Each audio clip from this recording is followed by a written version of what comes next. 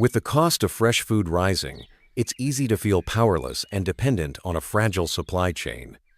But what if the secret to creating your own abundance was hidden in the forgotten wisdom our ancestors used to thrive, even in the dead of winter? The windowsill salad bar. Let's be honest, look at the price of fresh food lately. There's a feeling of helplessness that comes with winter, a dependence on pale, tired produce that costs a fortune. But what if the secret to taking back a little control, the key to finding vibrant flavor, wasn't in the store? Imagine slicing fresh greens for a sandwich in the middle of a snowstorm from a living pantry on your windowsill. I've learned this isn't a fantasy, it's a forgotten technique. Long before we bought salads in plastic boxes, people knew the secret was microgreens. These aren't complicated plants, they are just the first tiny, tender seedlings of things like radishes or kale, harvested when they are only a few inches tall. All it takes is a shallow tray, a bit of soil, and a sunny spot. Within 7 to 14 days, a dense green forest sprouts up. The taste is astonishingly intense, and I'm told they can have up to 40 times the nutrients of the full-grown vegetable. It feels like a quiet rebellion against the bleakness of winter, a way to have something alive and growing in your home. This tiny garden is a victory, a living salad bar just a snip away. But while some winter harvests can be measured in days, I've found others require a different kind of patience, a promise planted in the cold earth, waiting for the sun's return. The underground spice. There's a special kind of faith a gardener has, and I think it's something we can all learn from. It's the quiet act of pressing a single paper-thin clove into the cold autumn soil, a promise made to the sleeping earth that flavor will return. This is the ritual of planting garlic, an investment in next year's meals. You are not planting for now, you are planting for the future. The process itself is a simple ceremony. You break a bulb into individual cloves and bury them a few inches deep, their pointed tips reaching for a sky they will not see for many months. Then, you tuck them in under a thick blanket of straw. I can almost feel the rhythm our ancestors knew, cultivating a potent, fiery spice that is worlds away from the dusty powder in plastic jars today. Believe me, homegrown garlic is a revelation sharp and complex, mellowing to a rich sweetness when cooked. It's a profound lesson in patience, a secret held by the frozen ground all winter long. But not all winter flavors need to sleep under the snow. Some can be brought right inside, filling the home with the scent of summer on even the darkest days.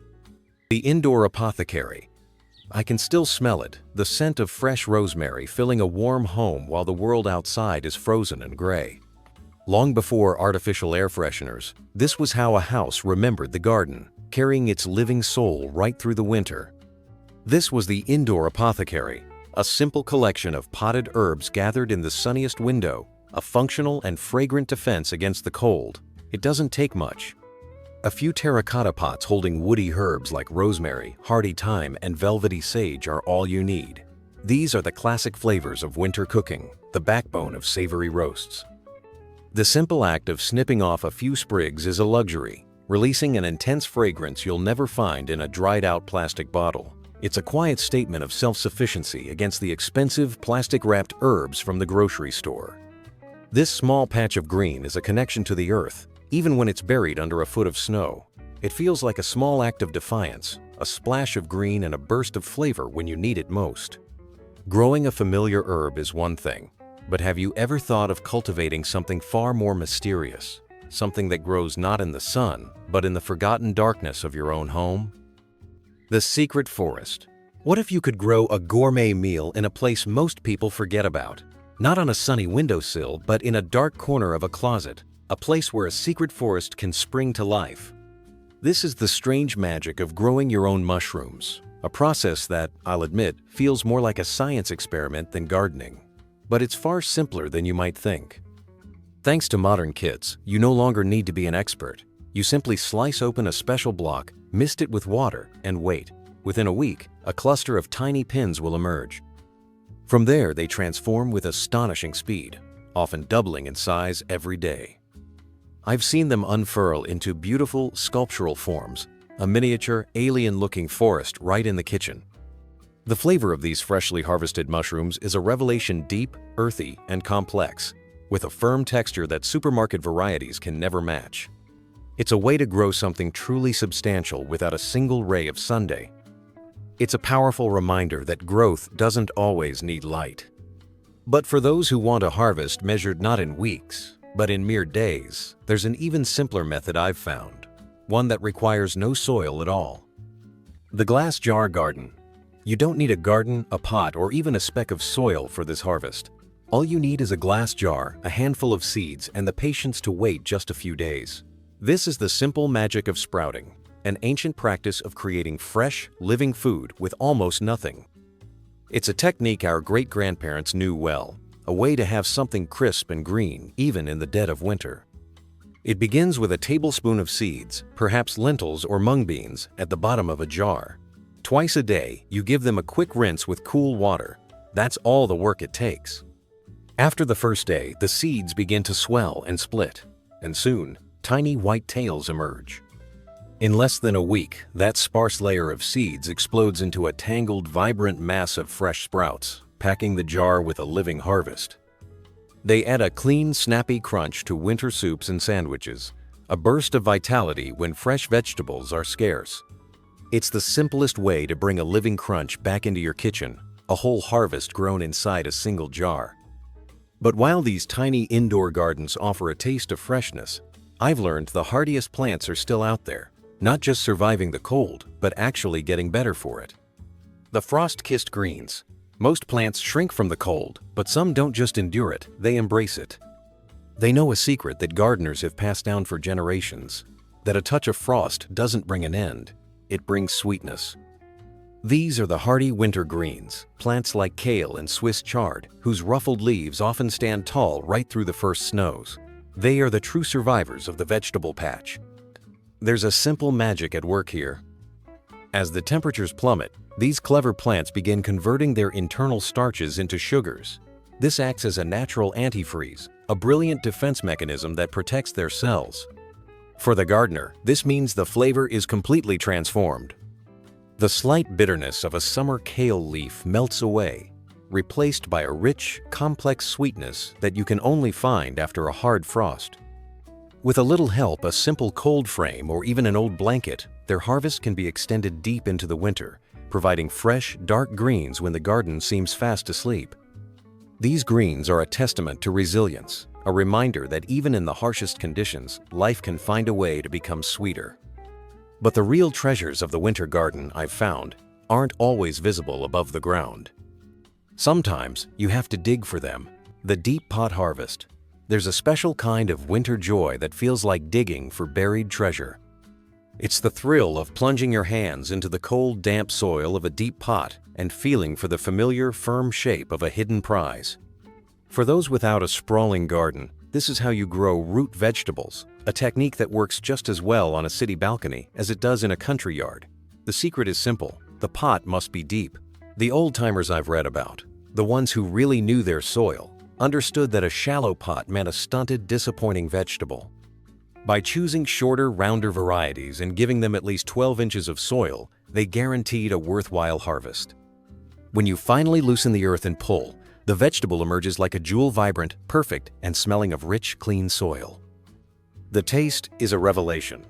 A homegrown carrot has a snappy, crisp texture and an intense, sugary sweetness that puts the bland, watery versions from the supermarket to shame. It's an earthy candy you grew yourself. It's proof that a rich harvest doesn't require acres of land, just a little bit of soil and a touch of patience. But the most resourceful gardeners knew that you don't always need seeds to start a new plant. Sometimes the next harvest begins with what you are about to throw away. The kitchen scrap miracle. Let me ask you something. What did you do with the end of that green onion from dinner last night? If you threw it away, you threw away food. Our grandparents had a mindset that we have largely lost. The white end of an onion with its tiny roots wasn't trash. It was a promise. It was the beginning of the next harvest. A small miracle of regeneration waiting to happen right on the kitchen counter. The technique is the very definition of simplicity. You take that little bulbous end and stand it in a small glass with about an inch of water. Placed in a sunny window, it begins to reawaken. Within just a day or two, a tiny spear of vivid green emerges, stretching for the light with astonishing speed. This isn't just a gimmick. You can harvest these fresh green shoots repeatedly. It was a philosophy of resourcefulness, of seeing the potential for life in the things modern culture has taught us to throw away.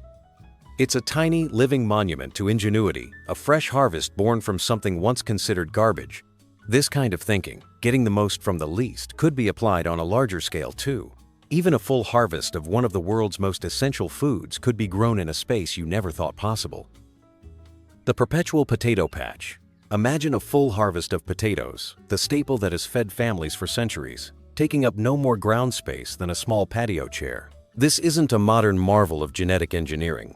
It's a classic space-saving trick that old-timers used to get an incredible yield from the tiniest of footprints. They grew their potatoes vertically, in a simple barrel, a tall sack, or a makeshift wooden tower. The method was pure genius. They would start with just a few inches of soil and a couple of seed potatoes. As the leafy green plant grew taller, they would carefully add more soil, burying the stem. The plant would stretch for the sun again, and they would bury it once more. They knew a secret of the potato. The tubers grow from the buried stem. At the end of the season came the best part, the great reveal. Tipping the container over to watch a cascade of fresh, firm potatoes tumble out, a surprising bounty from a single pot. It's a powerful lesson in thinking vertically, a way to cultivate abundance in the most unexpected of places. Growing the essentials is a practical skill, but as I've come to realize, our ancestors also knew the importance of growing something special, a touch of luxury to brighten the darkest winter days. The sunshine tree. It's the middle of winter, and the sky has been gray for what feels like an eternity. That feeling of gloom, it's a real problem. But what if the solution wasn't some expensive trip, but a simple tree you could keep in your living room? This was the thinking behind the treasured indoor citrus tree, a living, breathing luxury and a companion for the long, dark months. Often, it was a Meyer lemon, a variety known for its resilience. Long before any fruit appeared, the tree would produce waxy, white blossoms whose sweet, intoxicating fragrance could perfume an entire room. Then, over months, tiny green globes would slowly swell and ripen, finally turning a deep, egg yolk yellow. The prize of a fresh, fragrant lemon in January was something to be cherished. It wasn't about a massive harvest, it was about that one perfect slice for a cup of hot tea. It was a splash of vibrant color and bright acidic flavor in a season of muted tones. This tree was more than just a plant. It was a living beacon of warmth and a fragrant reminder of the Sunday. But while caring for a living thing indoors takes diligence, another old technique I've discovered required the opposite, a kind of rugged neglect, a way to start a garden by handing it over to the harshest elements of winter. The winter sowing secret. It's an old farmer's trick that sounds completely backward, a method that goes against nearly every rule of gardening. You plant your seeds for the spring garden in the dead of winter, put them outside in the snow and freezing rain, and then simply walk away until April. It's a technique born from pure ingenuity, a way to get the strongest seedlings with almost zero effort. The secret was in creating a miniature, makeshift greenhouse, most often from a simple plastic milk jug. They would slice it almost in half, leaving a small hinge and punch a few holes in the bottom for drainage. After filling the base with soil and planting the seeds, they'd tape it shut and leave it out in the elements. This little container became the perfect nursery. It protected the seeds from being eaten by birds or washed away, while the freeze and thaw cycles of winter naturally broke down the seeds' tough outer coatings. When the time was right, the seeds would sprout, already accustomed to the outdoors and tougher than any seedling coddled indoors. It was a lesson in letting go, in trusting that nature knew the perfect time to bring new life into the world. But preparing for winter wasn't just about starting new things, it was also about preserving the very essence of summer, capturing its fragrance and flavor before they could fade away. The hanging herb chandelier. Before spices were hidden away in dark cabinets and uniform little jars, they were a part of the home's living decor. I love the image of them hanging in fragrant, rustic bunches from the kitchen rafters, a beautiful, upside-down garden that slowly released the last memory of summer. This was the timeless art of preservation, the simple act of air-drying herbs to carry their flavor through the winter. At the end of the growing season, hardy herbs like sage, thyme, and oregano were gathered and tied at the stems with a piece of simple twine.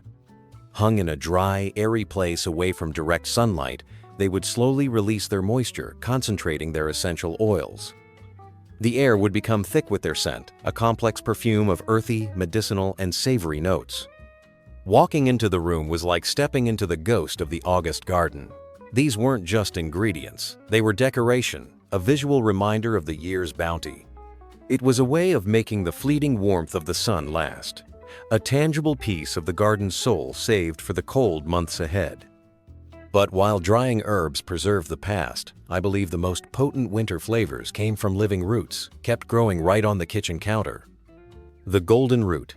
Some of the world's most ancient and powerful flavors don't require a sprawling field or a tropical climate.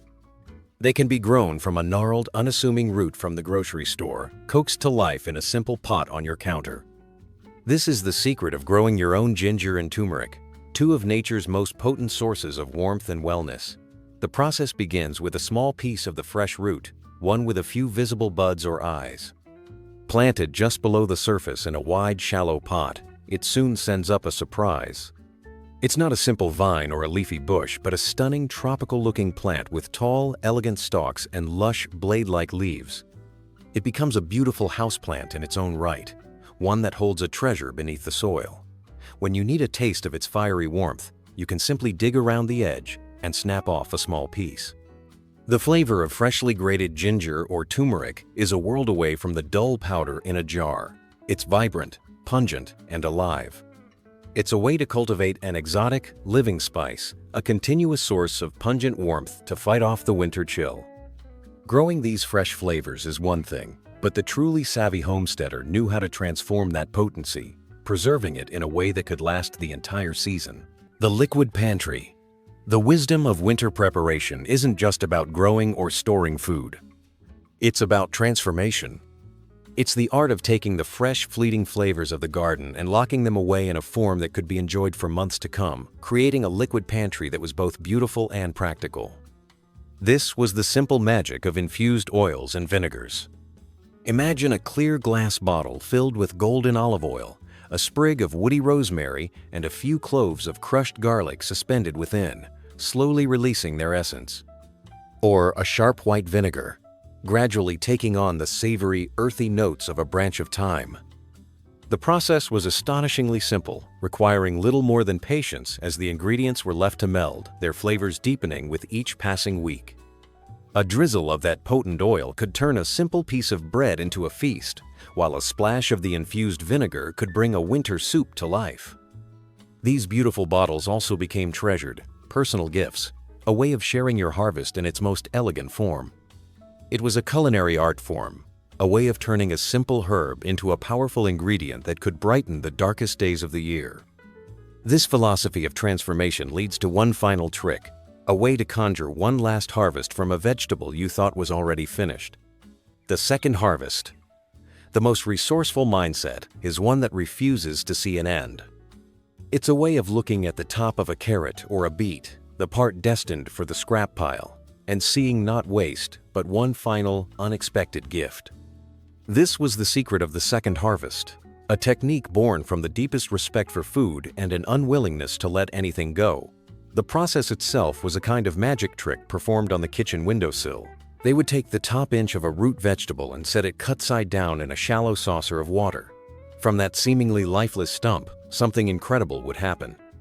Within a few days, a cluster of new, feathery leaves would begin to unfurl.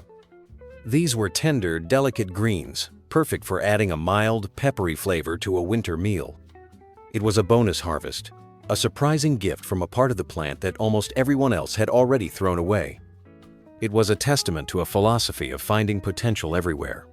It's a beautiful final lesson from the winter garden, that even when you think the harvest is over, life is waiting for another chance to grow. And as we face our own modern challenges, perhaps this is the real secret we've been looking for. This isn't just about old-fashioned tricks. It's a reminder of a deeper connection to our food and seasons, a quiet wisdom that teaches us how to find abundance, warmth, and security, no matter how cold it gets outside. This forgotten wisdom proves that we can create our own abundance, even when times are tough. I'd love to read about a clever trick your parents or grandparents used, so please share a story in the comments. If you believe in rediscovering these lost skills, subscribe and join us for more.